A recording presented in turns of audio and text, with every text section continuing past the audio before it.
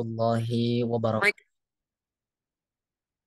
Waalaikumsalam warahmatullahi wabarakatuh. Hamdan wa syukran lillah, asyhadu an la ilaha illallah wahdahu la syarika wa asyhadu anna Muhammadan abduhu wa rasuluh. Allahumma shalli wa sallim wa barik ala Muhammadin wa ala alihi wa ashabihi ajma'in amma ba'du. Al-Ustaz yang kami hormati dan mudah-mudahan senantiasa Allah muliakan dan juga jamaah rahimani wa rahimakumullah. Alhamdulillah, puji syukur pada kesempatan kali ini di momentum yang luar biasa. Pada hari pertama kita di bulan Ramadan 1446 Hijriah tahun 2025. Mudah-mudahan kita semua ada dalam kondisi sehat walafiat. Mudah-mudahan semuanya ada dalam kondisi insya Allah semangat menggapai amal-amal kebaikan di bulan Ramadan tahun ini. Amin ya rabbal alamin. Jamaah rahimani wa rahimakumullah, insya Allah kita akan melanjutkan kembali kajian kita pada kajian subuh virtual di Sabtu ini. Insya Allah akan membahas tentang Sirah Nabawiyah, melanjutkan bahasan dari sejarah Nabi Muhammad SAW. Namun sebelumnya kita sama-sama buka kajian kita pada kesempatan kali ini dengan sama-sama membaca basmalah. Bismillahirrahmanirrahim. Kita murojaah dulu sejenak surat Al-Insyirah. Ta'awuz. أعوذ بالله من الشيطان الرجيم. بسم الله الرحمن الرحيم. ألم نشرح لك صدرك ووضعنا عنك وزرك الذي أنقض ظهرك ورفعنا لك ذكرك فإن مع العسر يسرا إن مع العسر يسرا فإذا فرغت فانصب وإلى ربك فارغب صدق الله العظيم. Baik, jemaah rahimani rahimakumullah. Insya Allah kita akan langsung masuk pada materi yang insya Allah disampaikan oleh Ustadz Ammar Kudah yang alhamdulillah beliau sudah hadir di tengah-tengah kita. Gimana kabarnya, Ustadz? Alhamdulillah sehat. Antum Alhamdulillah. gimana kabarnya Sehat, antum? Ustadz. Alhamdulillah. Kawan-kawan di Bandung gimana? Insya Allah sehat semua, Ustadz. Eh, Suara saya jelas ya? Jelas, Ustadz. Insya Allah jelas. Tafadhol, Ustadz, bisa dimulai saja. Baik. Bismillahirrahmanirrahim. Assalamualaikum warahmatullahi wabarakatuh. Waalaikumsalam warahmatullahi wabarakatuh. Alhamdulillahi rabbil alamin. Wassalatu wassalamu ala khairil anbiya'i wal mursalin. Nabiyyina wa habibina Muhammadin وعلى آله وأصحابه ومن تبعهم بإحسان إلى يوم الدين. اللهم صل وسلم وبارك وكرم على نبينا وحبيبنا محمد وعلى آله وأصحابه ومن تبعهم بإحسان إلى يوم الدين. أما بعد، قال الله تبارك وتعالى في كتابه الأعلى: يا أيها الذين آمنوا اتقوا الله حق تقاته ولا تموتن إلا وأنتم مسلمون. وقال صلى الله عليه وسلم: من سلك طريقا يلتمس فيه علما سهل الله به طريقا إلى الجنة. Kemudian Allah Subhanahu wa taala berfirman, ya ayyuhalladzina amanu kutiba alaikumus siyamu kama kutiba alal ladzina min qablikum la'allakum tattaqun. Jamaah ikhwani dan akhwati yang dirahmati oleh Allah Subhanahu wa taala, alhamdulillah kita panjatkan puja dan puji syukur kita kepada Allah Subhanahu wa taala yang karena nikmat-nikmatnya Allah telah memberikannya kepada kita sehingga kita bisa memasuki bulan Ramadan. Anggap saja bulan suci Ramadan ini adalah bulan suci Ramadan terakhir untuk kita sehingga kita bisa rajin, bisa meningkatkan kerajinan ibadah kita kepada Allah Subhanahu wa taala. Dan semua amal-amal kebaikan kita, qiraatul Quran kita, salat malam kita diterima oleh Allah Subhanahu wa taala. Amin Allahumma amin.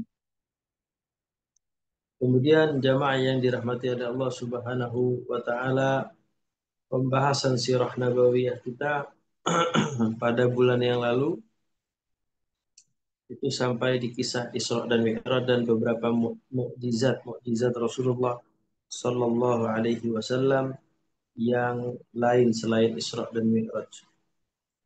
Sekarang kita akan membahas eh,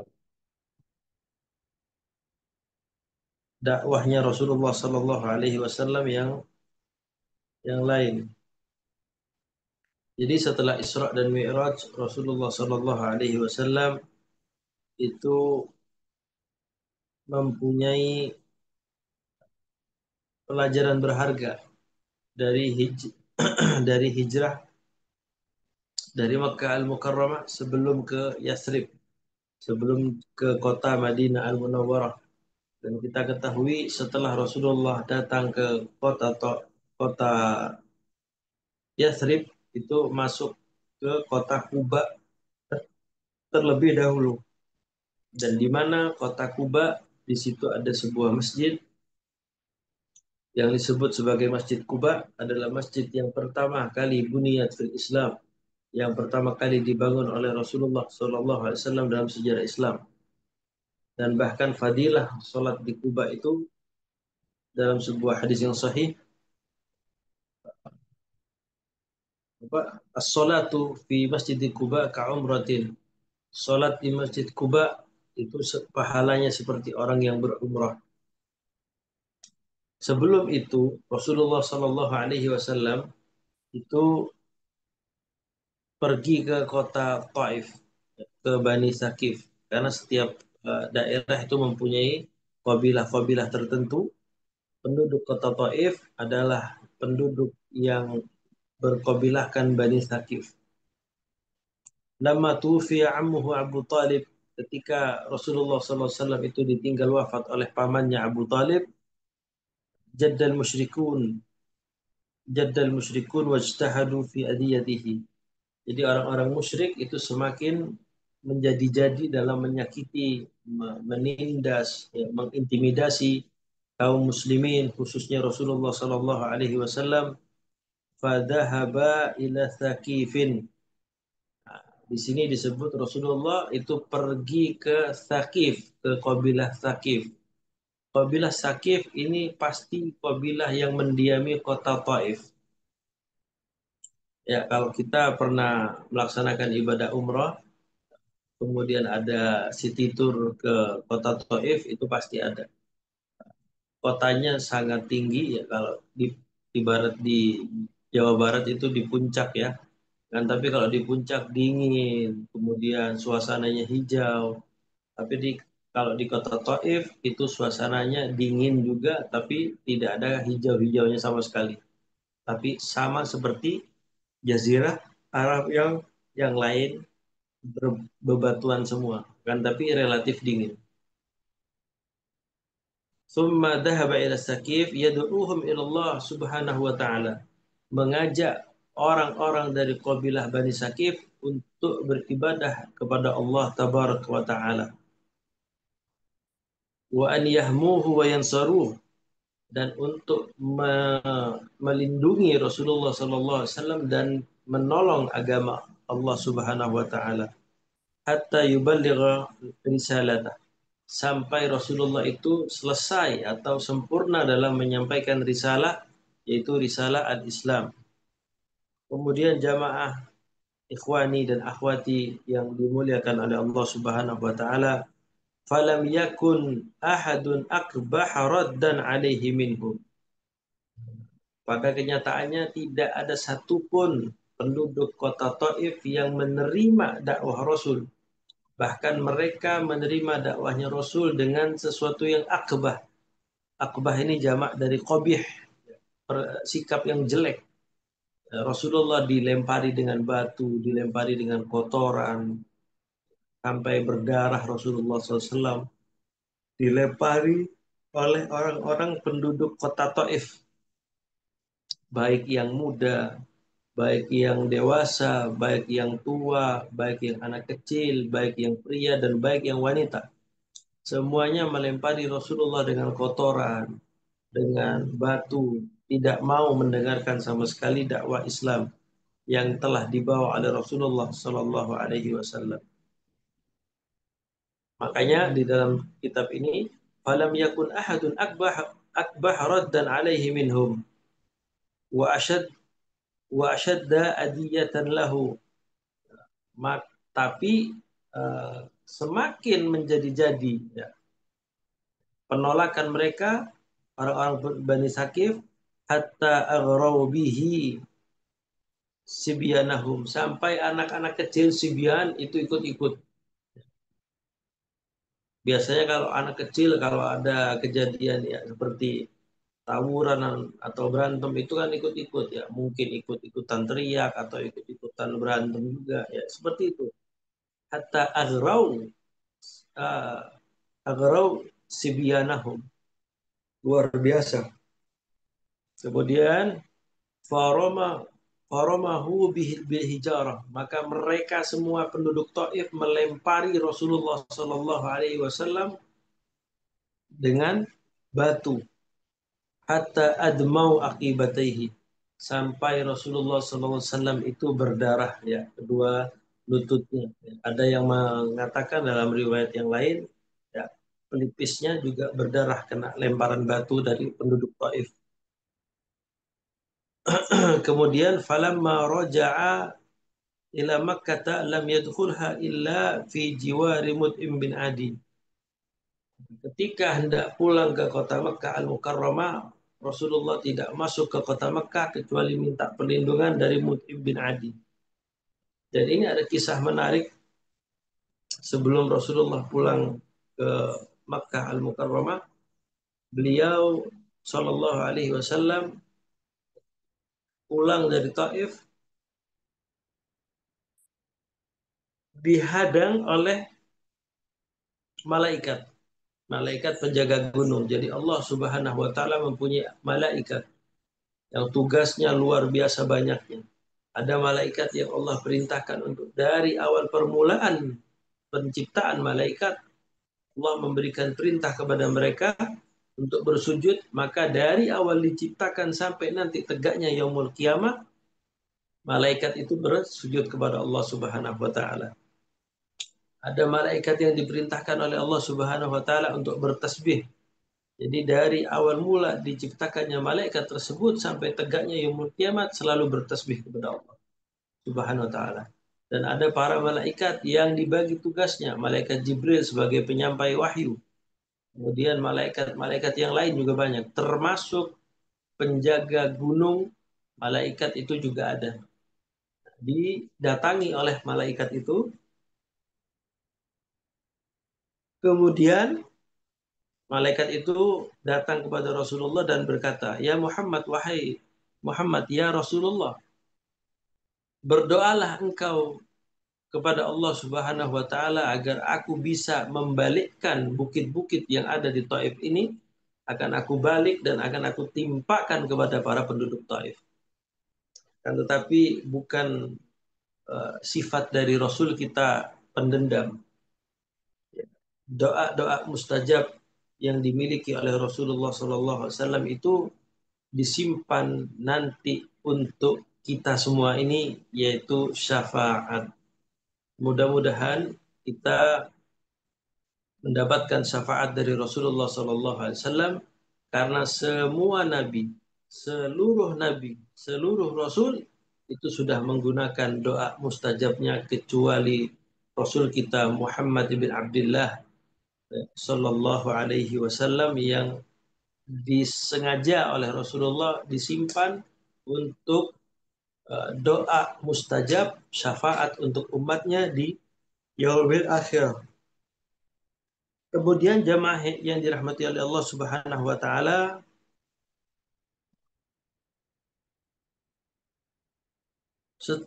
setelah itu, nah, ada kejadian menarik juga ketika Rasulullah pulang dari kota Taif, beliau singgah sebentar, singgah sebentar dan membaca Al-Qur'anul Karim yang didengarkan oleh bangsa jin. Ya, kana istima'ul jin li qira'atihi sallallahu alaihi wasallam wa fi uh, wa fi ayyi makanin kana dalik.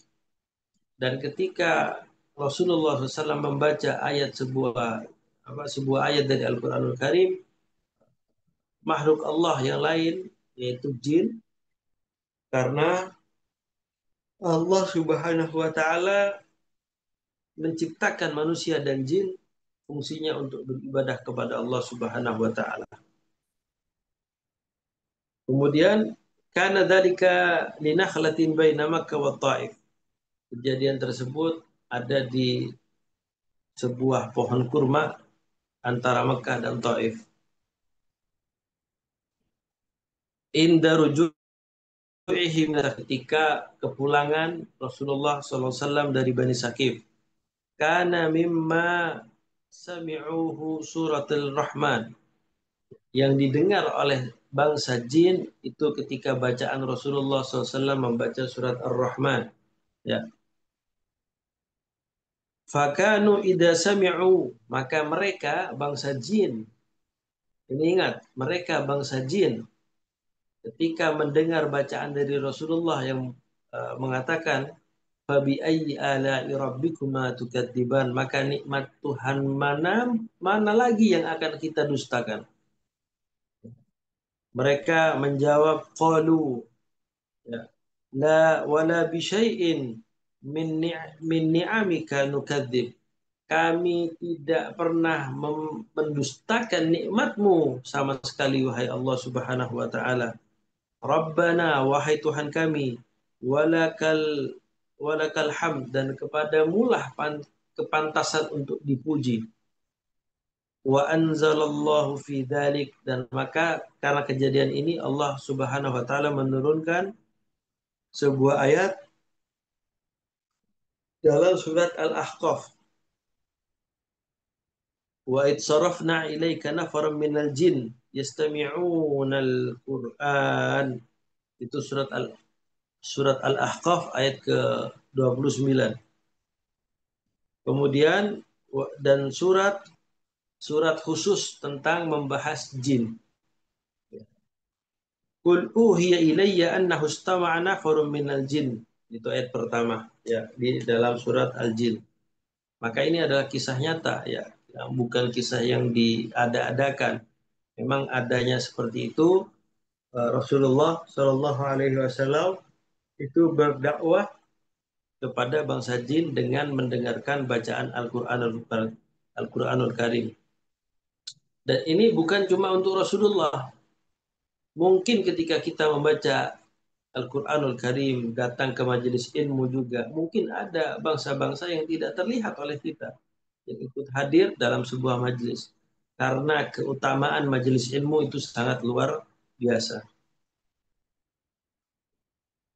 Kemudian, kaifa kana sallallahu alaihi wasallam kana yasna'u ba'da dhalik.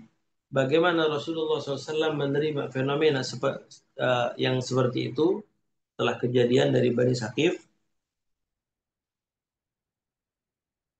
Karena Rasulullah SAW ya'ridu nafsahu fi mawasimil wa majami'in nas yaltamisu man yahutuhu wa yahmi hatta yuballigha risalati rabbih. Setelah kejadian itu Rasulullah membaur kepada orang-orang masyarakat Quraisy, menawarkan Islam dan menawarkan siapa yang akan melindunginya, sampai Rasulullah SAW menyampaikan risalah yang datang dari Allah Subhanahu wa taala. Hatta qayyadallahu lidzalik, sampai Allah tentukan, Allah takdirkan, ya, wafdul ansar, utusan orang-orang Ansar, Hizbir Rahman wa Katibatul Iman, kelompoknya orang-orang yang dicintai oleh Allah Subhanahu wa taala, wa Katibatul Iman, dan kelompok orang-orang yang beriman kepada Allah Subhanahu wa taala. Kemudian berapa jumlah utusan orang-orang Ansar? Awwal wafdin minhum sittatun minal Khazraj. Pertama kali utusan itu dari kabilah Khazraj, sebanyak 6 orang. Fastajabu lima da'ahum ilaihi Rasulillah. Mereka langsung menerima apa yang didakwahkan oleh Rasul sallallahu alaihi wasallam.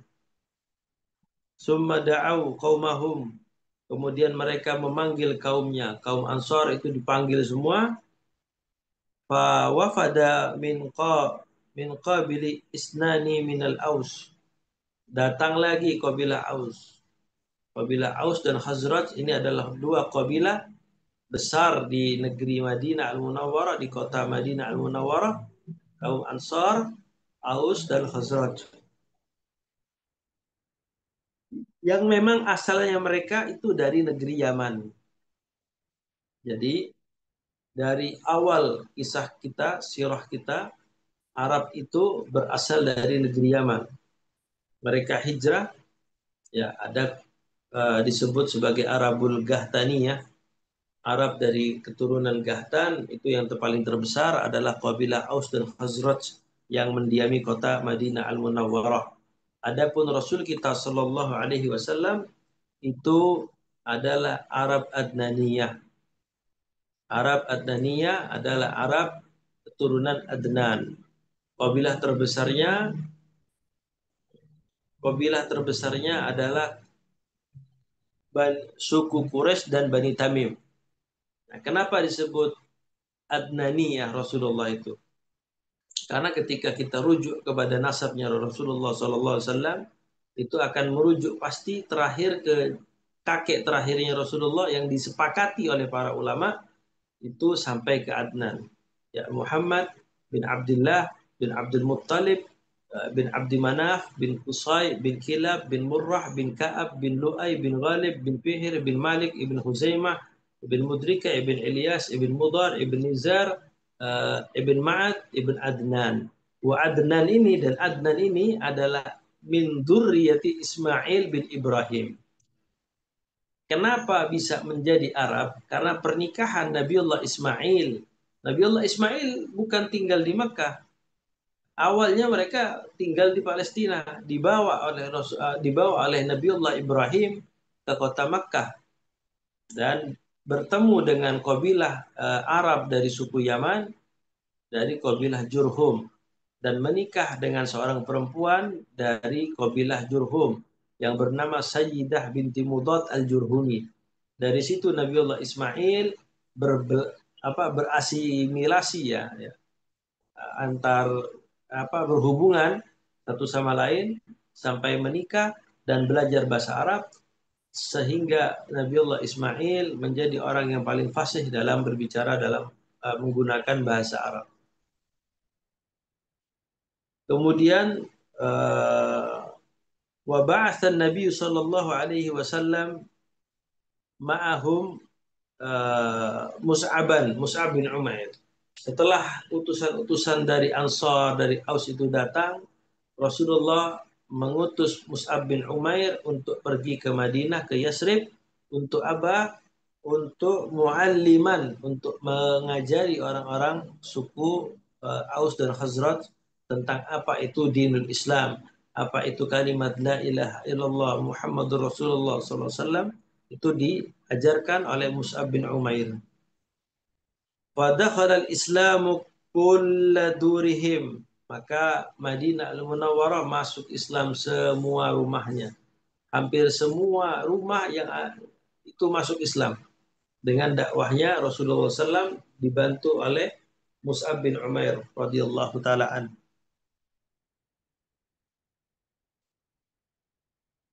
Kemudian falamma kana min qabilin wafdu alaihi minhum salah satu wa sab'una rajulan. 73 ya. Utusannya itu sebanyak 73 wa mra'atani dan 2 orang perempuan. Nah, ini juga menandakan bahwa perempuan juga mempunyai kesetaraan dalam dakwah yang sama. Ya. Nah, 2 orang perempuan juga diutus ya, menjadi seorang utusan juga. Makanya ormas-ormas Islam yang berada di Indonesia itu pasti ada pengurus wanitanya.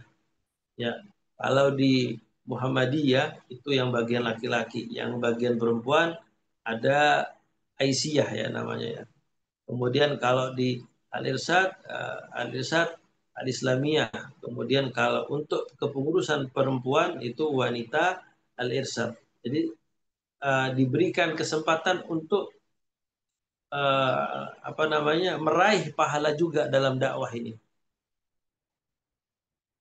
Kemudian jamaah ikhwani wa akhwati yang dirahmati oleh Allah Subhanahu wa taala, maka Rasulullah Shallallahu alaihi wasallam ya menjadikan hal tersebut sebagai baiat aqabah, sumpah setia.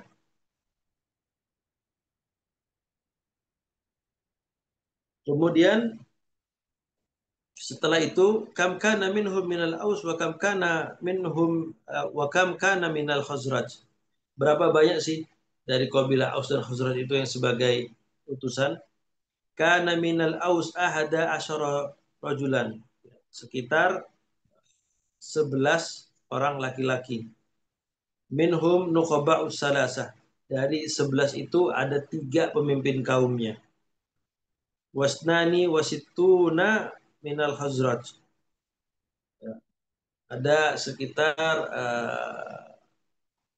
berapa tadi? Wahid wasituna. Sekitar 61 orang. Jadi ratusan yang diundang oleh orang-orang Ansor yang pertama kali ketemu dengan Rasulullah untuk menerima dakwah Islam. Kemudian jamaah yang dirahmati oleh Allah Subhanahu wa taala, apa yang terjadi dan apa yang ditakdirkan oleh Allah Subhanahu wa taala ini berbeda dengan ketika di Mekkah Al-Mukarramah. Ketika di Mekkah di tempat kelahiran Rasulullah ditolak. Akan tapi Allah menjawabnya di tempat yang bukan tempat kelahiran Rasul, yaitu di Madinah atau di Yasrib, mereka agama Islam itu diterima dengan baik, bahkan didukung oleh kaum Ansor dan kaum Aus dan Khazraj.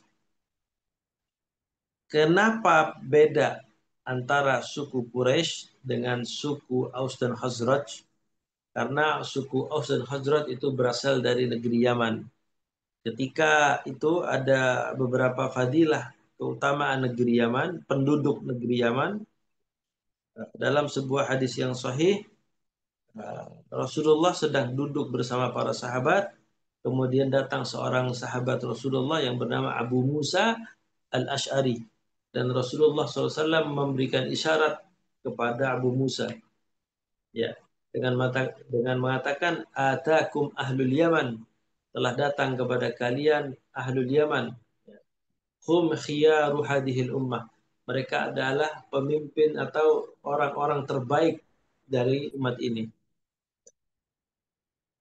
Jadi Rasulullah SAW itu memberikan tazkiyah, memberikan rekomendasi kepada orang-orang Yaman yang memang benar-benar di atas jalan Allah Subhanahu wa taala. Ya, dari keturunan Abu Musa Al-Ash'ari atau dari keturunan orang-orang Yaman yang terdahulu. Kemudian setelah diterima dengan baik, disambut dakwahnya, maka dipersilahkan Rasulullah untuk dakwah di negeri Madinah Al-Munawwarah.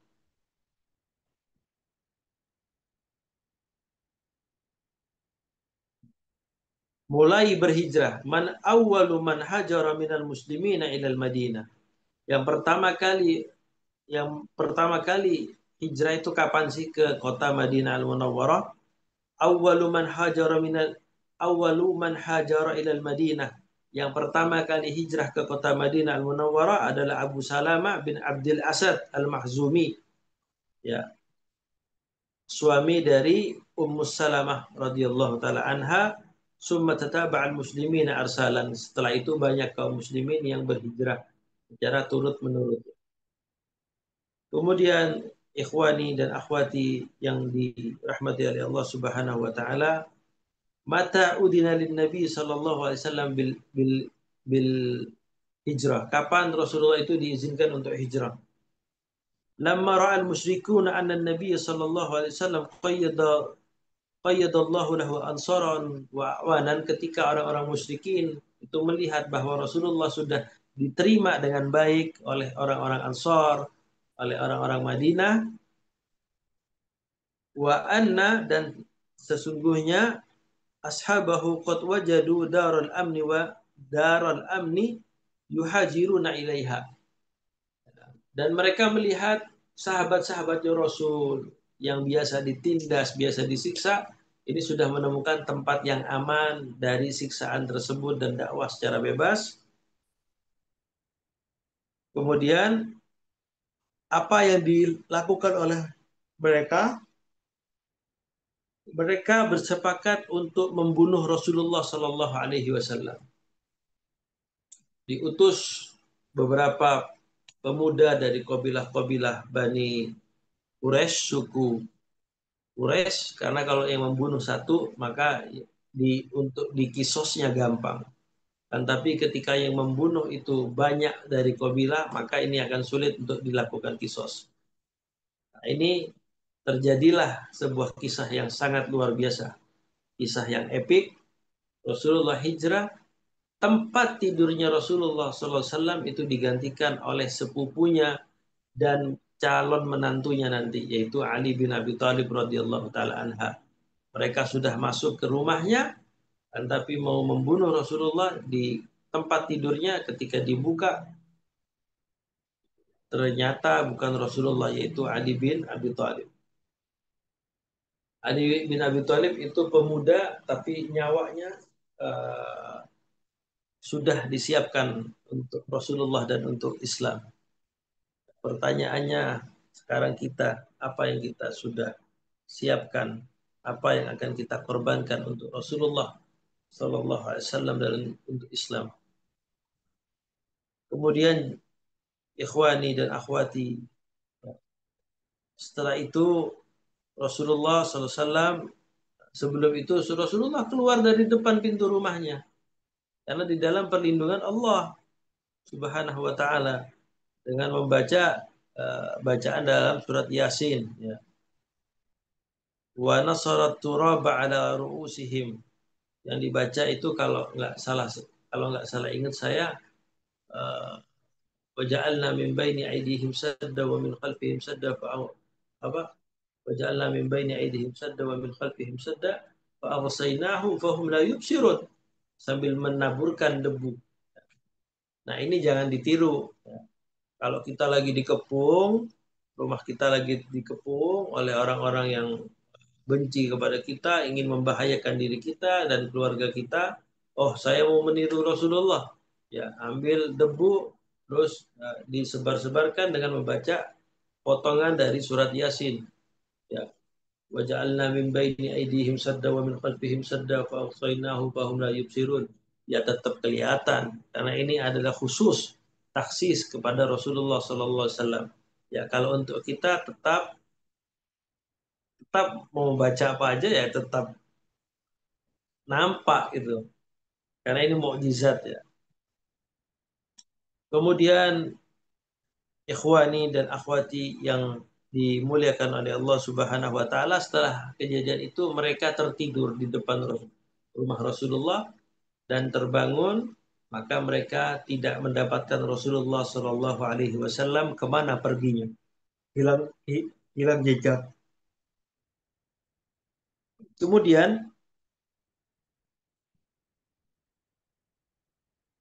siapa yang menemani hijrahnya Rasulullah Shallallahu Alaihi Wasallam ke Madinah Al Munawwarah? Yang menemani adalah Abu Bakar As-Siddiq, ya, mertua dari Rasulullah Shallallahu Alaihi Wasallam. Kharaja ma'ahu Abu Bakrin radhiyallahu taala anhu ila ghari Thawr, di gua Thawr. Kalau kita ditakdir oleh Allah Subhanahu wa taala untuk umrah di kota Mekah itu ada city tour ke Gua Thur, tapi nggak naik, ya karena lumayan. Tapi sekarang sudah disiapkan anak tangganya. Anak tangganya yang mau naik silahkan. Paling naiknya itu setengah jam. Kemudian ila ghari sur wa wa wa ada, dan saling melindungi satu sama lain. Ad-dalila, petunjuk, an ya'tiyahuma, sampai datang petunjuk dari Allah Subhanahu wa taala. Mereka berdiam, Rasulullah SAW dan Abu Bakar Siddiq berdiam di gua Thur sampai datangnya petunjuk dari Allah Subhanahu wa taala. Kemudian Rasulullah tertidur di gua Sur, tertidur di pangkuan mertuanya, eh, di tertidur di pangkuan orang tuanya, mertuanya, tertidur pulas, dan di gua Sur itu ada sebuah lubang, di situ ada ular atau kalajengking yang memang ingin, ya namanya ular-ular, eh, binatang buas ya. Abu Bakar itu melindungi Rasulullah dengan menutup lubang ular tersebut dengan kakinya Abu Bakar As-Siddiq. Ya, sampai-sampai tergigit Abu Bakar As-Siddiq, tapi tidak teriak kesakitan karena menahan khawatir terbangun Rasulullah Shallallahu Alaihi Wasallam tadi, terbangun dan tidak ingin mengganggu Rasulullah. Setelah itu Rasulullah tahu dan Rasulullah mengobati luka gigitan ular tersebut dengan membacakan doa dan diberikan ya semacam uh, meniup, ya meniup dengan membaca doa-doa ayat-ayat suci Al-Qur'anul Karim. Jadi ayat-ayat suci itu bisa kita jadikan obat juga. Setelah itu orang-orang musyrikin Quraisy berlomba-lomba membuat sayembara, barang siapa yang bisa menangkap Rasulullah maka akan kami berikan ganjaran yang luar biasa. Itu berlomba-lomba sampai di depan gua Sur. Akan tapi Allah Subhanahu wa taala menjadikan pandangan orang-orang musyrikin Quraisy itu kabur. Karena di gua Sur tersebut ditutupi oleh sarang laba-laba. Dan jadi mustahil kalau ada sarang laba-laba, ada orang yang masuk, pasti sarang laba-labanya itu akan rusak. Itu yang pertama. Yang kedua, di dalam gua Sur tersebut terdapat beberapa ekor burung dara. Kalau ada manusia di dalamnya, pasti burung dara itu akan kabur. Dan ini ya, dijadikan bukti bahwa di Mekah, ketika kita mau jalan ke Haram, ke Masjidil Haram, itu banyak sekali burung-burung dara. Ya. Burung-burung dara yang memang berpusat atau hidupnya mereka, habitatnya mereka itu ada di situ dan jenisnya semua sama, hampir semuanya berwarna hitam. Kemudian jamaah yang dirahmati oleh Allah Subhanahu wa taala, mata qadima sallallahu alaihi wasallam Kuba. Kapan Rasulullah SAW itu sampai di Kuba? Qadima sallallahu alaihi wasallam Kuba naharon. Datang pada waktu siang di hari Senin di tanggal 12 Khalad min Rabiul Awal, sekitar di bulan Rabiul Awal. Kemudian bana masjidahu alladhi usisa ala taqwa, membangun masjid yang dibangun dengan asas takwa kepada Allah Subhanahu wa taala, min awwali yaumin ala sahih. Jadi yang sahih itu pertama kali datang di Kuba langsung membangun sebuah masjid, dan ini yang sahih. Ya, enggak tinggal beberapa hari kemudian bangun masjid di Kuba. Wa fi makna al-ayah, jadi dan di dalam makna ayat atau dalil itu yang sahih seperti itu. Datang di Kuba langsung membuat rumah ibadah yaitu Masjid Kuba. Wa in kana masjidahu sallallahu alaihi wasallam alladhi bil Madinah ussisa ala taqwa. Meskipun meskipun meskipun di Kuba membangun sebuah masjid yang dibangun dengan asas takwa, akan tapi di Madinah yaitu Masjid Nabawi itu dibangun juga di atas ketakwaan. Bahkan min babil aula, lebih mulia, lebih dari Masjid Kuba. Karena sholat di Masjid Kuba ya sama aja gitu. Karena kalau sholat di Masjid Nabawi pahalanya 1000 banding sholat di masjid yang lain. Kemudian akhwati dan ikhwani rahimahni wa rahimakumullah. Berapa lama Rasulullah SAW itu tinggal di Kuba? Aqama fihim, Rasulullah tinggal di Kuba menurut Ibnu Ishaq, seorang ulama sejarah. Aqama fihim al-Isnain was Sulasa wal Arbi'a. Senin, Selasa dan Rabu. Summa kharaja al-Jum'ah. Kemudian keluar di hari Jumat.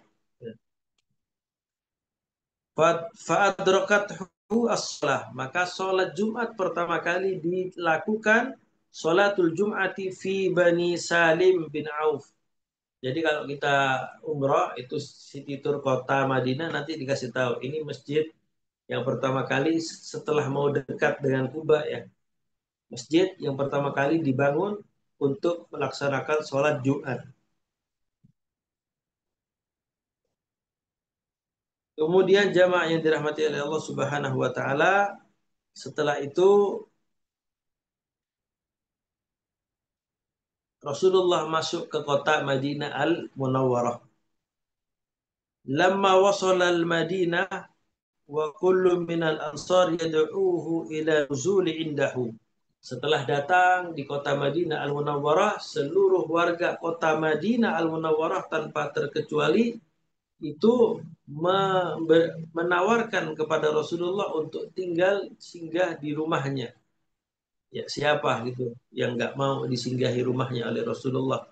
Ya, kalau presiden saja datang ke kota-kota kita, bahkan ke kampung-kampung kita, dan ada rencana untuk tinggal di situ, maka kita berlomba-lomba untuk menawarkan, ayo Pak Presiden silahkan, ayo Pak Gubernur silahkan, ayo Pak Wali Kota silahkan tinggal di rumah saya. Apalagi ini adalah seorang Nabi dan Rasul. Kemudian faqala, maka Rasulullah berkata, da'uha, yakni naqatahu. Yang disuruh memilih adalah ontaknya Rasulullah SAW. Rasulullah turun dan da'uha, biarkanlah onta itu yang memilih tempatnya. Di mana onta itu akan duduk, maka saya akan tinggal di situ. Fa innaha ma'murah. Sesungguhnya onta tersebut adalah makmurah, sejahtera, makmur ketika memilih sebuah tempat. Hatta barakat fi makani masjidihi. Sampai onta tersebut barakat. Ya. Barakat fi makanin masjidihi. Duduk di tempat itu dan dibangun masjid di situ. Di mana letaknya? Kalau yang sudah pernah berumrah, letaknya tidak lain, tidak bukan adalah di samping rumah dari Rasulullah, yaitu di Masjid Nabawi, tepatnya di Raudhah. Sebelum jadi besar dan megah seperti sekarang, itu tempatnya di sana. Wahtamala rahlahu Abu Ayyub, ya, Abu Ayyub Khalid bin Zaid Al-Ansari. Kemudian Rasulullah selama pembangunan Masjid Nabawi yang nggak seluas ini sekarang ya. Masjid Nabawi itu antara rumah dan mimbar, yaitu sekecil itu dulu masjidnya karena jumlah musliminnya juga sedikit. Rasulullah selama membangun Masjid Nabawi itu tinggal di rumahnya Abu Ayyub Al-Ansari, dan Abu Ayyub Al-Ansari, Abu Ayyub bin Khalid bin Zaid Al-Ansari adalah sahabat yang wafatnya itu tepat berada di depan tembok Konstantinopel yang tidak bisa ditaklukkan lebih dari 1000 tahun dan ditaklukkan oleh Sultan Muhammad Al-Fatih bin Murad, ya, Sultan Mehmed II, Sultan Mehmed I bin Murad di Daulah Turki Utsmani. Kenapa Abu Ayyub sampai wafat? Karena mendengar sebuah bisarah dari Rasulullah, hadis yang mengatakan la tuftahunna Konstantinia. Konstantinopel itu akan dibuka, akan ditaklukkan. Wa ni'mal amiru amiruha. Sebaik-baik pemimpin adalah pemimpin itu. Wa ni'mal jaisu dalikal jais. Dan sebaik-baik pasukan, pasukan itu. Kemudian falamma yazilun nabi sallallahu falamma yazilun nabi sallallahu alaihi wasallam hatta bana masjidahu wa masakinahu. Dan tinggal di rumahnya Abu Ayyub ini sampai jadi masjidnya dan tinggal di dalam masjid itu. Wallahu a'lam bishawab. Kemudian setelah hijrah ini ada beberapa orang yang terbelah menjadi dua bagian, dua kelompok. Amma fi Makkah fabaina kafir muharibin. Kalau di Makkah itu satu kafir muharibin, kafir harbi, kafir yang boleh diperangi karena memerangi kita, karena memerangi kaum muslimin. Kemudian wa mu'minin mustad'afin. Dan ada kelompok yang kedua, mukmin yang mustad'afin, yang lemah, yang nggak bisa perang, yang nggak bisa jihad, yang nggak bisa hijrah, tapi tetap di Mekah. Kemudian walam yatamakkan minal hijrah, dan tidak bisa untuk hijrah. Wa amma fil Madinah fa baina mu'minin, maka yang ketika di Madinah Munawwarah di antara orang-orang Madinah itu fa baina mu'minin, ada yang orang-orang mukmin yuwali fillah wa yu'adi fih, yang menjadikan Allah sebagai walinya, sebagai penolongnya. Hanya kepada Allah mereka beribadah. Wahum, dan mereka penduduk Ansor dan mereka adalah orang-orang Muhajirin dan Ansor. Orang-orang Muhajirin adalah orang-orang yang ikut berhijrah dari Makkah Al-Mukarramah menuju Madinah Al-Munawwarah. Wa baina mu'anidin mustakbirin wa humul yahud, dan di antara orang-orang penduduk Madinah ada yang sombong. Nah, yaitu adalah orang-orang Yahudi. Karena Yahudi itu sudah ada tinggal di Madinah sebelum Rasulullah SAW itu datang. Kemudian wabaina munafikin, dan orang-orang munafik itu ada di kota Madinah Al-Munawwarah juga. Ada yang kita kenal sebagai Abdullah bin Ubay bin Salul. Itu Rais Za'imil Munafik. Kemudian idza laqul ladina amanu qalu amanna. Orang-orang munafik ini ketika bertemu dengan orang-orang yang beriman, qalu, mereka berkata amanna, kami beriman sama seperti kalian. Akan tetapi wa idza khala ila syayatinihim qalu inna ma'akum innama nahnu mustahzi'un. Ketika orang-orang munafik kumpul bersama orang-orang muslimin, kumpul bersama para sahabat, kumpul bersama Nabi, mengatakan inna minal mu'minin, sesungguhnya kami benar-benar orang yang beriman.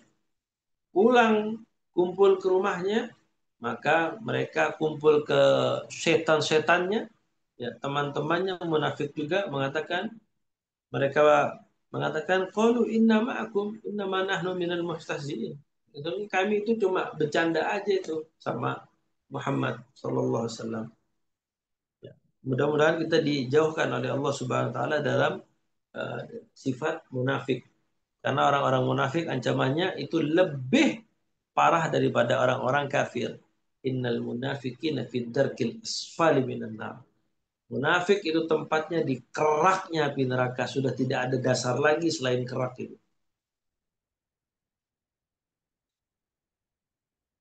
Kemudian ikhwani dan akhwati rahimani wa rahimakumullah. Mada suri'a fi sanatil ula minal hijrah minal ibadat. syariat pertama apa yang disyariatkan oleh Allah Subhanahu wa taala ya, kepada kaum muslimin ketika pertama kali hijrah. Kana fiha istiqbalu Baitul Maqdis sab'ata asyara syahran. Sebelum itu Rasulullah berada di kota Madinah, kiblatnya ke Baitul Maqdis. Baitul Maqdis itu berada di Palestina selama 17 bulan. Wa fiha furidha al-jihad, dan di Madinah juga turun kewajiban jihad. Nah, maka kita ketahui perang pertama di dalam Islam adalah perang Badar. Itu setelah Rasulullah bersama para sahabatnya itu hijrah ke kota Madinah Al-Munawwarah. Kemudian wa fiha utimmati ar-rubaiyah fil hadari.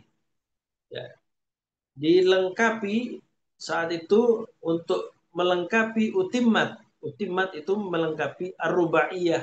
Ar-rubaiyah adalah solat yang rokaatnya ada 4. Rubaiyah. Wahidun isnani salah satu arba'ah.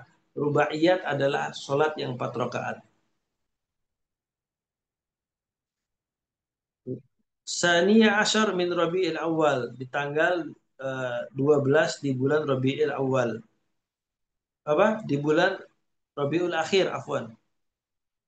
Wa fiha syuri'a al-adhan di mawaqitis sholawat. Dan di Madinah juga diturunkan syariat untuk adzan. Dan sebagai penutup, karena waktunya sisa 3 menit, masih 8 menit, kisahnya sangat luar biasa. Orang-orang Yahudi ketika memanggil umatnya untuk beribadah, mereka menggunakan terompet. Makanya ketika awal tahun baru atau malam tahun baru, jangan dibelikan anak-anak kita, cucu-cucu kita, semua keturunan kita, jangan dibelikan trompet-trompet itu. Karena trompet-trompet itu adalah tasyabuh ya, dengan orang-orang Yahudi yang memanggil umatnya untuk beribadah kepada Allah, kepada Tuhannya. Kemudian orang-orang Nasrani dengan menggunakan lonceng. Maka di gereja-gereja itu biasanya menggunakan lonceng. Nah, Umar bin Khattab mempunyai ide bagaimana kalau kita dengan suara panggilan wahai Allah Subhanahu wa ta'ala, wahai Rasulullah. Maka Rasulullah SAW itu memerintahkan Bilal bin Abi Rabah.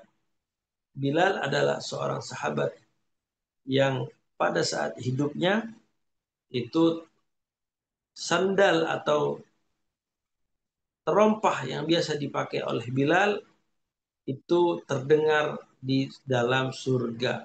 Orangnya masih berada di dunia, dan tapi terompahnya sudah terdengar uh, di surganya Allah Subhanahu wa taala. Maka dari itu disyariatkannya adzan. Dan tentu saja bagaimana lafadznya ya yang seperti kita ketahui ya. Tidak ada lafadz yang berbeda di antara adzan kecuali di adzan subuh. Biasanya di adzan subuh ada sedikit penambahan ya, as-salatu khairu minan naum. Salat itu lebih bagus daripada tidur. Kemudian masih tersisa waktu 5 menit, Ustaz. Mau dilanjut atau uh, tanya jawab? Langsung tanya jawab aja mungkin. Baik, kita akan ingatkan ini. Kita sampai di pembahasan disyariatkannya adzan. Disyariatkannya adzan. Kita insya Allah melanjutkan di bulan depan. Itu pada bab kejadian-kejadian yang berada di kota Madinah Al-Munawwarah, membangun masjid dan mempersatukan kaum muslimin antara orang-orang Ansar dan orang-orang Muhajirin. Bahkan Abdurrahman bin Auf ditawari oleh orang-orang Ansor.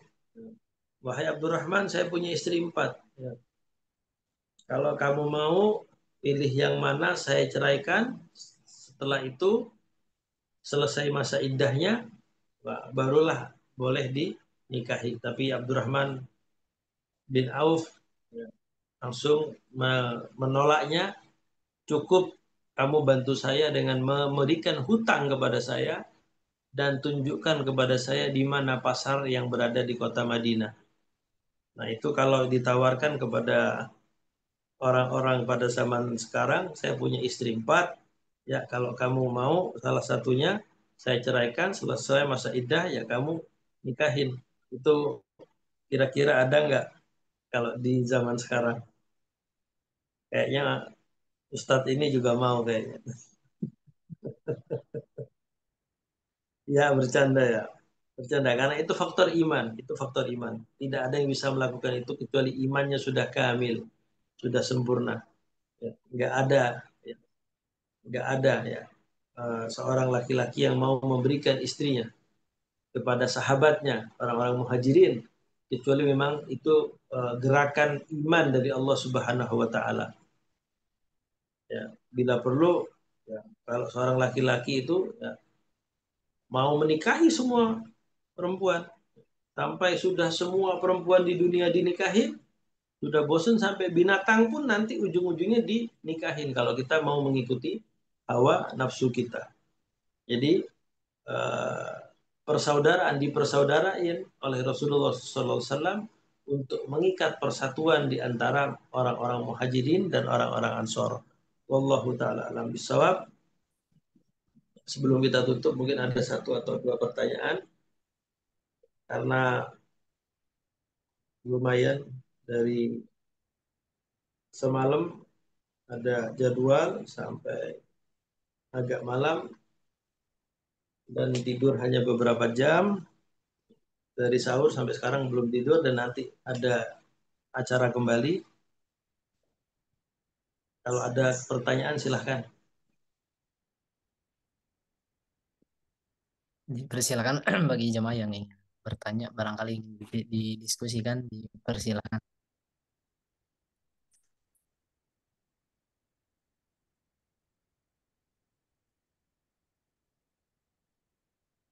Atau cukup dipahami, insya Allah jelas mungkin. Dipersilakan bagi jemaah, bagi yang ingin bertanya boleh via chat, obrolan, atau bisa langsung bertanya eh, langsung di video.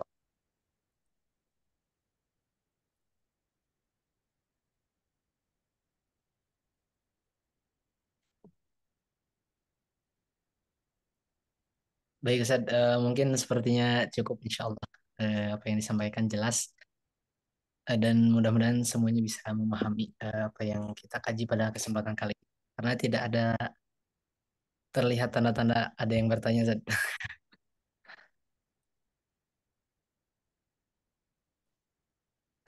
Baik, cukup barangkali saja karena tidak ada yang bertanya. Jadi Cukup, cukup, cukup. insya Allah kajian kita pada kesempatan kali ini dicukupkan sampai sini. Mudah-mudahan nanti bisa dilanjutkan kembali. Tadi bahasannya insya Allah sampai eh, syariat dari disyariatkannya azan ya pertama kali. Baik jamaah dan juga ustadz yang dirahmati Allah Subhanahu wa taala, alhamdulillah kajian kita sudah selesai pada kesempatan kali ini. Mudah-mudahan sekali lagi apa yang dikaji tentu menghadirkan rasa cinta kita kepada baginda Nabi Muhammad SAW dan juga meningkatkan keimanan kita kepada Allah Subhanahu wa taala. Terutama barangkali karena kita berada dalam bulan Ramadan, mudah-mudahan eh, melipat gandakan pahala dan kebaikan kita di sisi Allah Subhanahu wa taala. Amin ya rabbal alamin. Kita akhiri dengan sama-sama ucap hamdalah alhamdulillahirabbil Alhamdulillah. alamin. Amin. Akbar, astagfirullahaladzim. Astagfirullah. Doa doa kafaratul majlis. Subhanakallahumma bihamdika asyhadu an la ilaha illa anta astaghfiruka wa atubu ilaik. Assalamualaikum warahmatullahi wabarakatuh. Waalaikumsalam warahmatullahi wabarakatuh. Jazakallah ya Ustaz. Allah, Ustaz. Khair. Terima kasih, Ustaz. Iya,